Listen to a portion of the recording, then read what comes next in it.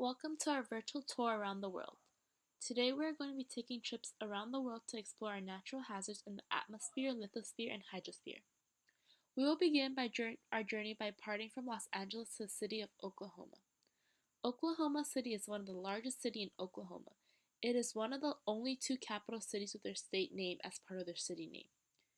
Here we have a map of Oklahoma showing the natural hazard of tornadoes. Tornadoes occur here frequently because Oklahoma is located in an area known as Tornado Alley. The tornadoes cause too many damages due to the high magnitude. This is due to the geographical location.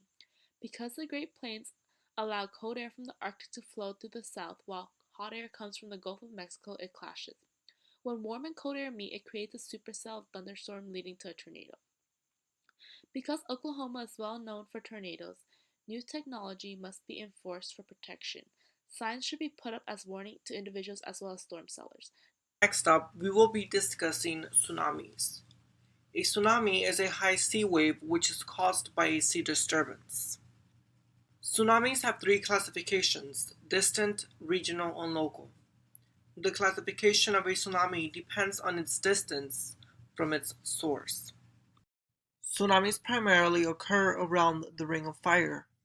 This is due to its large number of earthquake and volcanic eruptions.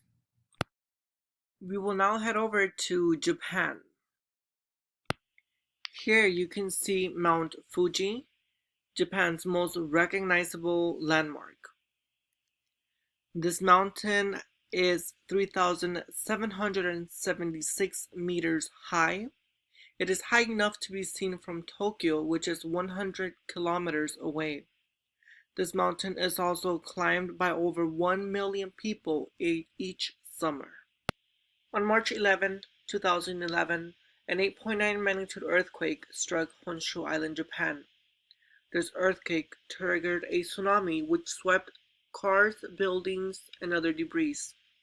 According to the NOAA, this tsunami's highest wave was 38.9 meters high and spanned 18,266 kilometers, reaching Arraial do Cabo, Brazil. This tsunami caused the death of 2,319 people and also caused $210 billion in damages. A few simple steps to follow when a tsunami warning is issued. Maintain informed through news outlets. Follow authorities' instructions. If you are in a tsunami risk area, evacuate an official warning is issued. Have a disaster kit available and get to high ground as soon as possible.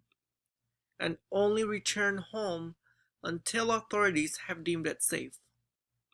Welcome to the final stop on this tour. We visit an active volcano in Washington called Mount St. Helens. This volcano had a growing bulge filled with magma on its side. On May 18, 1980, a 5.1 earthquake occurred underneath the volcano and triggered the failure of the bulge. This earthquake released the pressure built up in the bulge, which came in the form of a lateral blast.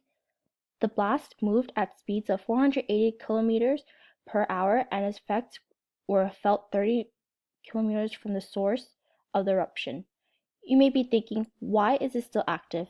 Volcanoes are active on the land along the Pacific Ocean, this being the Pacific Ring of Fire. The Ring of Fire includes over 160 active volcanoes, including Mount St. Helens in Washington. Creating an emergency plan with your family and emergency supply kit with things like food, water, radios, and flashlights are very crucial after a volcano disaster.